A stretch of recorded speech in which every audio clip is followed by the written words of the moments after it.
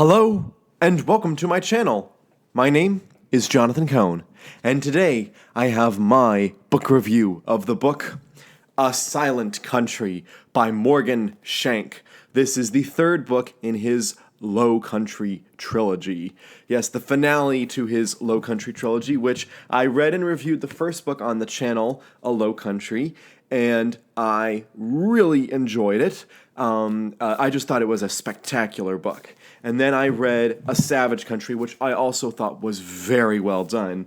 And so now we have A Silent Country. And I've gotten all three books signed by Morgan, which has been pretty nice. But this book is actually a little bit different. It's going to be, I have to be very honest about reviewing these books. I read the first two books in like a e-arc form. He sent me the books before they published, so I could read them. And I actually have an interview with Morgan on the channel. Just look up Morgan Shank, A Low Country interview, and my name, Jonathan Cohn, and you'll see it on the screen.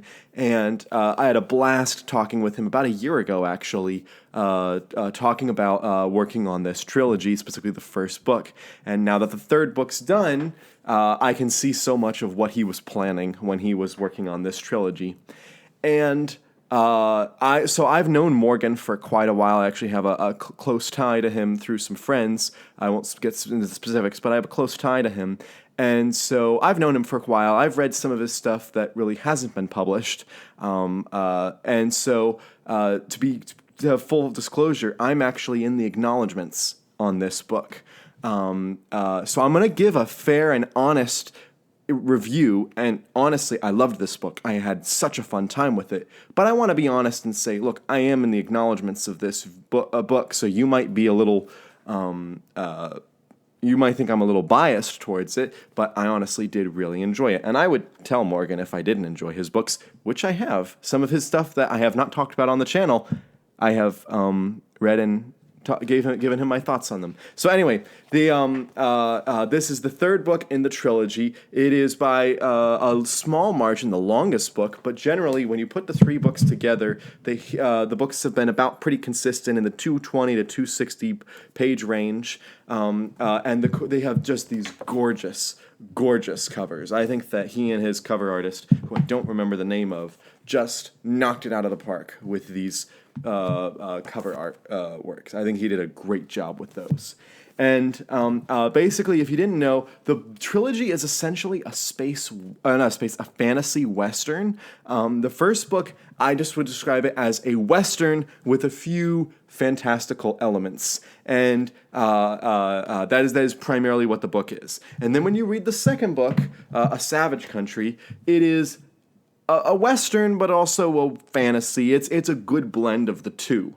Whereas A Silent Country truly is an epic fantasy with some western elements in it. So it's kind of like the series has come full circle almost, or I should say maybe done a 180, where it started out as a western with fantasy elements, and now it's a fantasy with western elements. But basically, the whole trilogy follows the character of Sharla, who is a woman who has quite a past.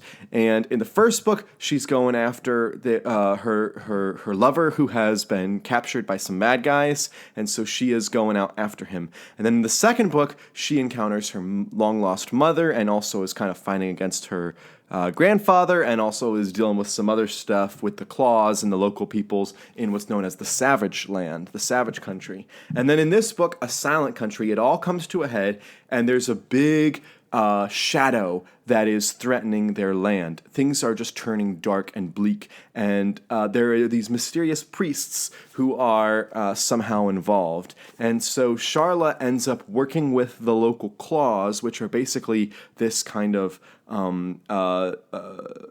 barbaric group, which has basically respected her, and now she works with the claws to try to stop the shadow, and also at the same time stop the other enemies in her land. Like there is a man named Olin Shurvar, who is the scourge of Odania, who is basically used her mother as a puppet, and he now controls a low country, and he's a bad guy, and so Charlotte's trying to stop him. And then also Charlotte's a bit worried about her mother. She thinks that her mother has turned evil, or has at least made bad decisions in this book, and so she's kind of potentially going to fight her mother. So there's all these different fronts that she has to deal with. And so she ends up working to try to unite the people of a low country, to kick out the bad guys, kick out the people who aren't truly low countrymen, and to really finally redesign the land and reset it in a way. And her mom and her grandfather have caused some pretty bad damage to the low country, and so her hope is that she can fix that.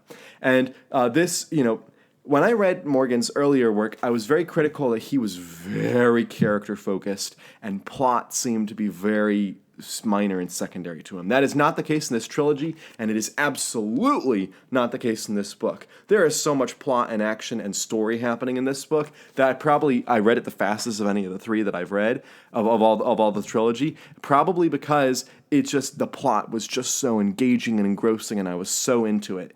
And I loved the action sequences here. I think that he really got the epicness of the story. It's a short book, but it feels epic in scope. And then also, I thought that he did a really good job with some character development, particularly Charla's mother, Hari. I thought that he really did a good job with her character development. She had just a terrific arc. I would say best arc in the trilogy right here.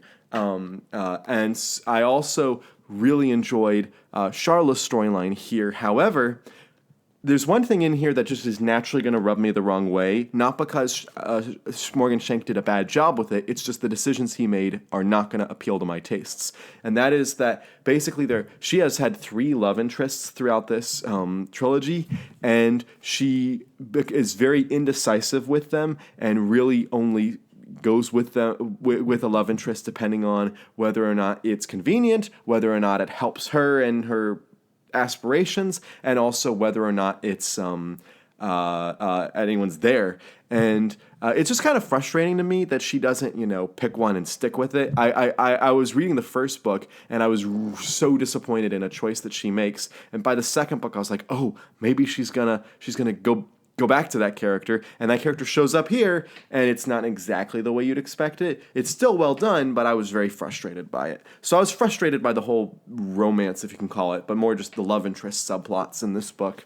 But still, it doesn't take away that it was a great book. It really moves as a story, and I think that he has produced consistent quality in this trilogy, while at the same time produced varying subgenres. As I mentioned, the books go from Western with fantasy elements to a true blend of the two to being a fantasy novel with Western elements. And the fact that he could take you on that journey, change the subgenre that much, while at the same time keeping the consistent quality and consistent character development, I think is really impressive. And I think that he's growing as a writer in his ability to not only have good character development, but again, have good plots. I think this is the best of the plots of the 3 novels. Although the plot in the first book I thought was really well done too. So that is my review of A Silent Country, the 3rd book in the Low Countries trilogy. If you're one of the people who's read this book, let me know your thoughts in the comments down below. And until next time, I'm Jonathan, and thank you for watching.